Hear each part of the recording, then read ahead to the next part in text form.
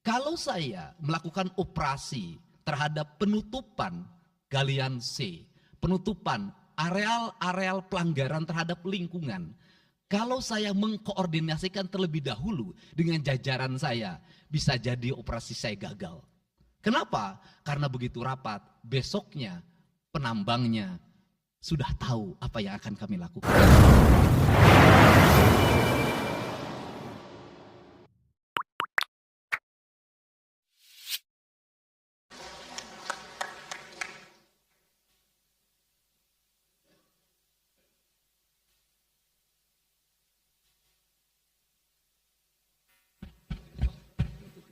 Assalamualaikum warahmatullahi wabarakatuh.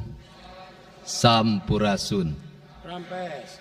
Yang saya hormati Ketua DPRD Provinsi Jawa Barat yang mulia Bapak Buki Wibawa, para wakil ketua Bapak Iwan Suryawan, ini tokoh politisi yang begitu kalem saat ada interupsi. Bapak M.Ki Iswara, ini politisi yang tampan selamanya tapi tidak pernah nakal. Dan tokoh spektakuler kita yang sangat populer di antara politisi DPRD Provinsi Jawa Barat, Bapak Ono Surono. Saya sudah tahu Pak Ono kontrak-kontrak medianya sudah banyak nanti ke depan. Kemudian juga Bapak ini sebentar lagi akan berangkat haji, Bapak Ki Haji Acep Jamaluddin. Terima kasih. Seluruh anggota DPRD Provinsi Jawa Barat, para ketua praksi, para ketua komisi, dan saya mengucapkan terima kasih atas berbagai otokritik yang dilakukan, baik secara langsung maupun lewat media, baik media massa maupun media elektronik. Dan itu menunjukkan bahwa di Provinsi Jawa Barat ada terjadi dinamika politik yang luar biasa. Semua orang memiliki concern pada hal yang menjadi tujuan kita, mewujudkan Jawa Barat istimewa dengan berbagai cara. Tugas DPR adalah bicara, itulah tugas DPR. Jadi kalau tidak bicara, mungkin DPRD dianggap tidak ada. Saya ucapkan terima kasih atas otokritiknya.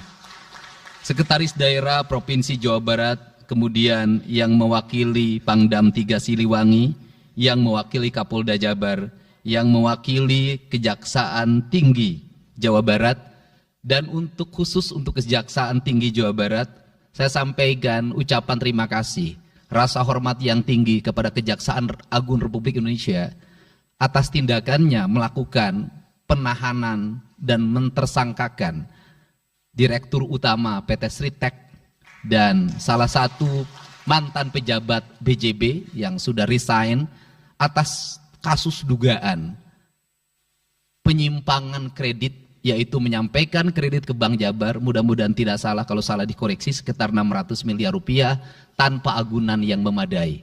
Dan ini langkah taktis, dan pemerintah Provinsi Jawa Barat melalui RUPS-nya sudah melakukan koreksi dan perubahan secara total sehingga peristiwa ini tidak akan mempengaruhi kinerja BJB. Saya ucapkan terima kasih.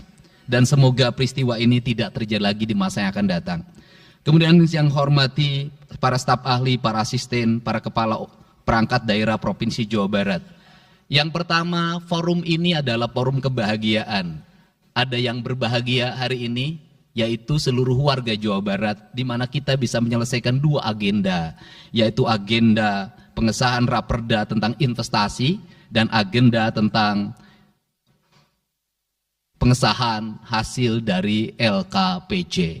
Seluruh rakyat Jawa Barat bergembira karena rencana kita dalam melaksanakan pembangunan akan berjalan dengan cepat.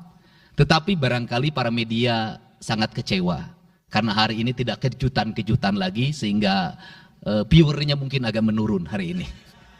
Tetapi kita harus berkorban demi kepentingan rakyat Jawa Barat. Kita kesampingkan viewer, kita kesampingkan komen, kita utamakan kepentingan rakyat Jawa Barat. Sebenarnya konsep pidatonya sudah ada, tetapi saya mencoba menyatukannya. Yang pertama adalah bahwa kita bicara tadi tentang berbagai rekomendasi, dan rekomendasi itu juga termasuk di dalamnya disahkannya Raperda tentang investasi yang sebentar lagi menjadi perda. Apa sih yang menjadi rekomendasi?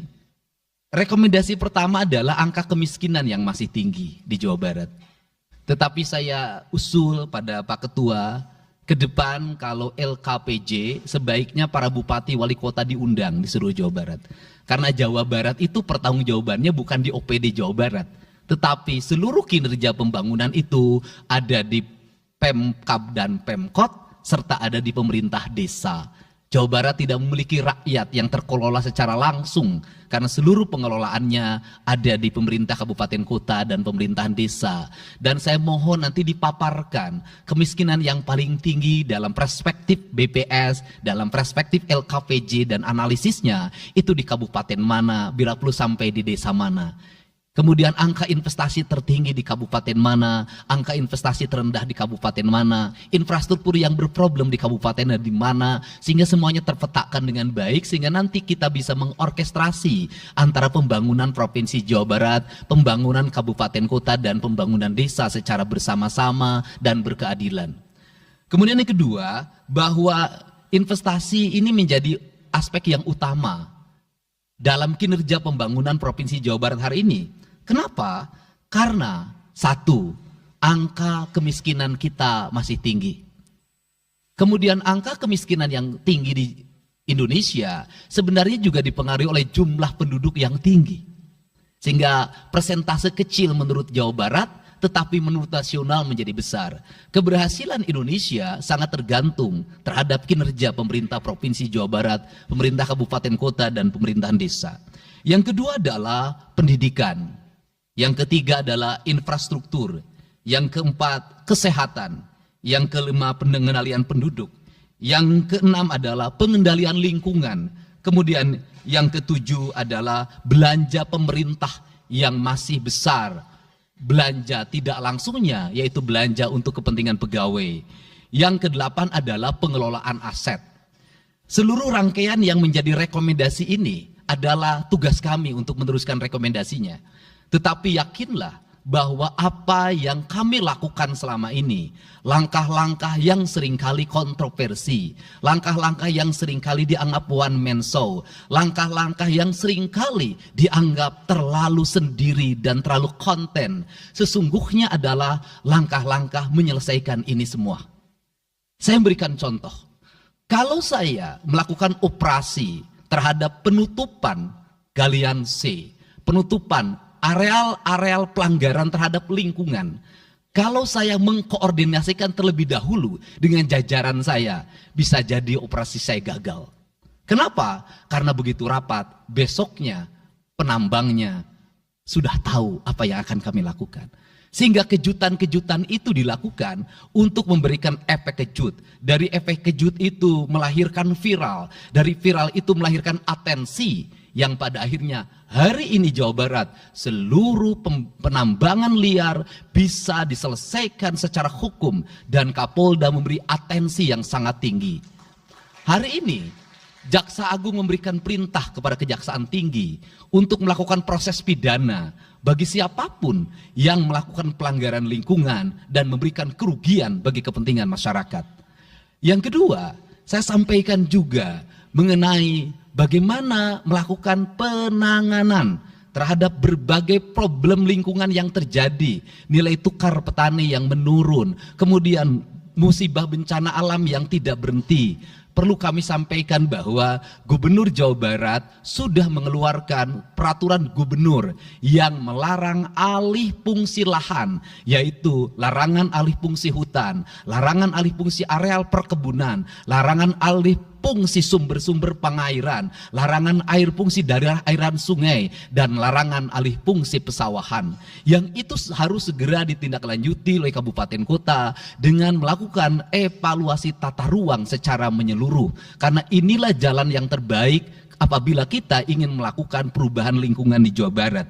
Kemudian, masih bicara kemiskinan hubungannya dengan pendidikan. Saya sampaikan bahwa problem kita saat ini, saat pemerintah menggratiskan sekolah sampai SMA, swasta masih bayar.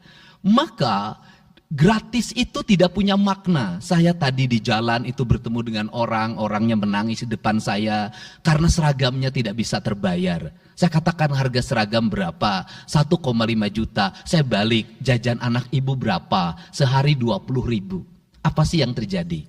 Yang harus diperbaiki bukan hanya pemerintah, tetapi juga masyarakat harus diperbaiki. Apa yang harus diperbaiki? Ke sekolahnya harus selalu gratis, tapi biaya konsumsi anaknya selalu diikuti. Apa artinya gratis? Kalau bekal ke sekolah 50.000 per hari.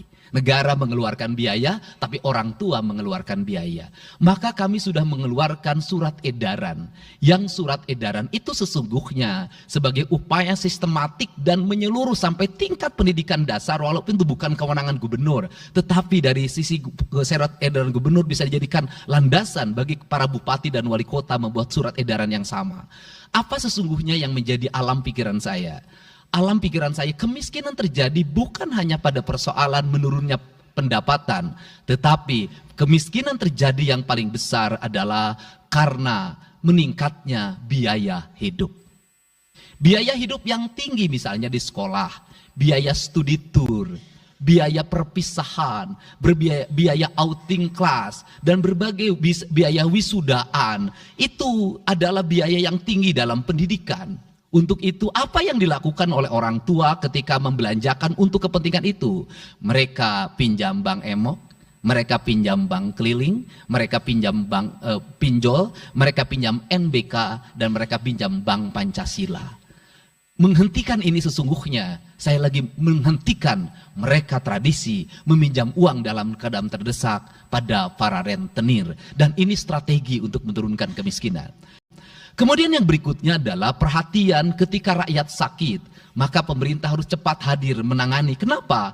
Karena orang bisa jatuh miskin ke dalam jurang yang lebih dalam.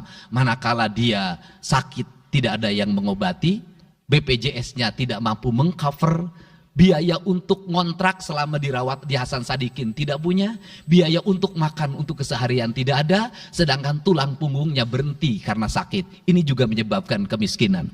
Kemudian yang berikutnya, kemiskinan terjadi karena rusaknya sumber daya alam, air yang hilang, sumber penghidupan yang hilang, sumber energi yang hilang, sumber protein yang hilang, sumber kalori yang hilang di lingkungan berupa kerusakan lingkungan, itu akan melahirkan kemiskinan. Maka alam yang tertata sesungguhnya adalah bagian dari upaya untuk menjaga kemiskinan. Kemudian yang berikutnya adalah belanja infrastruktur yang harus meningkat, dan itu di belanja sekarang kita sudah melihat. Itu adalah bagian dari menyelesaikan problem kemiskinan. Konektivitas infrastruktur sangat penting dalam menumbuhkan ekonomi, tetapi di balik itu kebudayaan rakyat tidak boleh berubah. Kenapa? Infrastruktur baik bisa jadi tanahnya dijual karena mahal, pada akhirnya menjadi miskin kembali. Infrastruktur harus seiring dan sejalan dengan kerangka berpikir publik yang mengerti akan hak atas tanah. Kemudian yang berikutnya adalah pengendalian penduduk. Booming penduduk di Jawa Barat relatif besar. Untuk itu harus dibuat berbagai upaya untuk menyelesaikan problem kependudukan. Saya berkali-kali bercerita bagaimana di Majalengka saya bertemu dengan sebuah keluarga yang tinggal di kontrakan, yang ayah dan ibunya tidur ketika jam 11 siang dan anak-anaknya berjualan di alun-alun. Jumlah anaknya 11, dan ketika saya berkunjung ke tempat kontrakannya sudah hamil lagi yang ke-12. Ini problem. Dan itu saya kemudian di Cirebon, saya berkunjung pada sebuah rumah yang listriknya baru dinyalakan lewat program Provinsi Jawa Barat. Rumahnya itu ternyata anaknya sudah 4. Padahal dia baru saja menyelesaikan rumah dari pinjaman senilai 25 juta. Dan itu pun belum selesai dan rumahnya 1 kamar. Ketika keluar dari rumah itu saya bertemu dengan seorang bapak yang meminta kepada saya untuk ber-KB. Anaknya sudah 7. Dia tak mau lagi untuk anak yang ke-8. Saya katakan bahwa jumlah anak sangat identik dengan problem kemiskinan. Betul, kemiskinan tidak akan bisa diselesaikan dengan hanya mengatur kelahiran, tetapi setidaknya pengaturan kelahiran adalah bagian dari untuk menekan angka kemiskinan. Dan yang terakhir adalah dari seluruh rangkaian ini adalah belanja pemerintah harus menjadi stimulus bagi kepentingan masyarakat. Maka jumlah-jumlah proyek harus terus segera digulirkan, digelontorkan menjadi kegiatan publik sehingga banyak orang yang kuli, banyak orang yang nyapu, banyak toko-toko yang buka, semen terjual, besi terbeli, dan kemudian dengan regulasi ekonomi berjalan, warung-warung bisa menjadi tempat para kuli siang hari makan siang. Dan ini adalah bagian dari strategi stimulus ekonomi yang digulirkan oleh pemerintah, itu memiliki sumbangsi terhadap 12% pertumbuhan.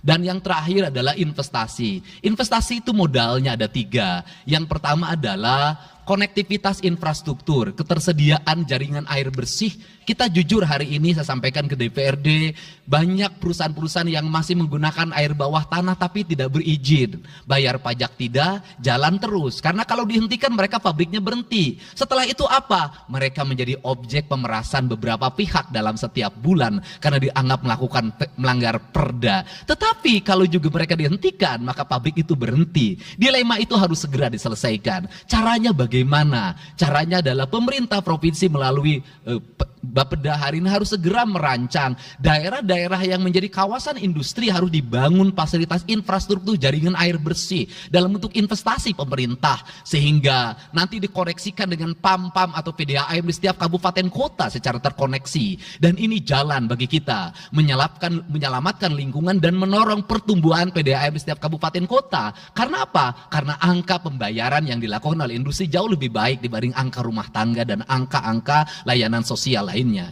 Itu yang pertama. Yang kedua adalah tumbuhnya iklim investasi di mana masyarakat merasa nyaman, investor merasa nyaman ketika perizinannya cepat. Saya memberitahukan ya bahwa di Indramayu ada pabrik sepatu yang selama 2 tahun tidak mau buka hanya karena perizinan lingkungan hidupnya belum kelar. Saya ngambil langkah pasang badan, lakukan pembangunan karena itu menyerap 8.000 tenaga kerja. Kemudian di Cirebon juga seperti itu, banyak perizinan yang menggantung bertahun-tahun. Hari ini saya janjikan dalam 1 bulan ini seluruh perizinan di Jawa Barat tuntas dan selesai. Dan saya meminta kepala BPM TSP menjadi VR pemerintah Provinsi Jawa Barat untuk senantiasa tiap hari melihat data dan dokumen di setiap kabupaten kota, mana yang terlambat, mana yang mengalami hambatan. Kemudian yang berikutnya adalah kenyamanan dalam berusaha. Kenyamanan dalam berusaha adalah keterangan para investor dan lingkungan masyarakat terhadap berbagai aksi gangguan dari orang yang mengatasnamakan diri preman. Untuk itu hari ini kita cukup bersyukur di Jawa Barat, peristiwa ini sudah hampir tidak ada. Kapolda kalau dengar ada preman hari ini turun, termasuk ke Garut, dengar ada preman Kapolda turun. Ini semua stakeholder sudah bergerak dengan baik, layanan investasi sudah berjalan dengan baik. Tinggal satu lagi hambatan investasi adalah masyarakat menaikkan harga tanahnya luar biasa. Kasus BYD, kenapa mengalami hambatan sekitar 20 hektar masih belum terbebaskan? Karena rakyatnya hari ini meminta 3 juta rupiah per meter. Padahal di situ dulu 150.000, itu pun jarang yang beli. Ini problem kita. Apa peran gubernur saya sampaikan? Peran gubernur bukan hanya mendorong bagaimana investasi berjalan melalui mekanisme administratif. Saya sampai turun untuk mijitin orang yang jual agar mau jual. Dan sudah ada beberapa yang berhasil saya rayu, saya dekati dengan harga itu pun tidak terlalu rendah, harganya 1,1 juta. Itu sudah paling murah. Ini yang terjadi di Jawa Barat hari ini. Tidak mudah mengelola sebuah wilayah yang begitu luas, tidak mudah mengelola sebuah daerah yang kabupaten kotanya sudah otonom. Diperlukan pendekatan-pendekatan seorang ayah pada anak-anaknya. Sehingga hari ini saya di Provinsi Jawa Barat, saya tidak memposisikan gubernur. Saya kadang memposisikan menjadi ketua RT, saya kadang memposisikan menjadi ketua RW, saya kadang memposisikan menjadi kepala desa. Kenapa? Karena warga ini perlu disentuh dengan pendekatan pendekatan emosional yang kebapaan, bukan pendekatan struktural. Untuk itu saya yakin bahwa forum ini adalah forum kebahagiaan bagi kita semua. Kita sudah bisa menyelesaikan 2 agenda besar. Semoga ini menjadi kado terindah bagi masyarakat Jawa Barat. Insya Allah kami akan menjalankan pemerintahan dengan baik. Apa yang kami susun, apa yang kami rancang, dan apa yang kami kerjakan adalah semuanya kami dedikasikan untuk kepentingan masyarakat Jawa Barat. Yang terakhir kami sampaikan juga bahwa kami kemarin sudah melapas 273 anak-anak yang mengikuti pendidikan di Dodik Rindam 3 Siliwangi. Hasilnya bisa dilihat secara terbuka di berbagai tayangan. Air mata tidak akan bisa membohongi kejujuran rakyat dan anak-anak itu. Dan saya sampaikan, hari ini ada 13 orang anak yang tinggal di rumah dinas gubernur. Pada saat yang lain orang tuanya datang menjemputnya, dia menangis. Tak ada satupun orang tuanya yang datang. Seorang menjadi anak yang terbuang. Dan akhirnya saya memutuskan mereka untuk sekolah di Bandung dan tinggal bersama Gubernur Jawa Barat. Ini cara kita menyelesaikan. Saya ucapkan terima kasih pada semuanya. Semoga kebahagiaan menyertai kita semua. Dan saya yakin setelah kegiatan ini kita akan walk out secara bersama-sama. Wallahu muwaffiq ila aqwamit thoriq. Assalamualaikum warahmatullahi wabarakatuh. Sampurasun. Sekali merdeka tetap walk out secara bersama-sama.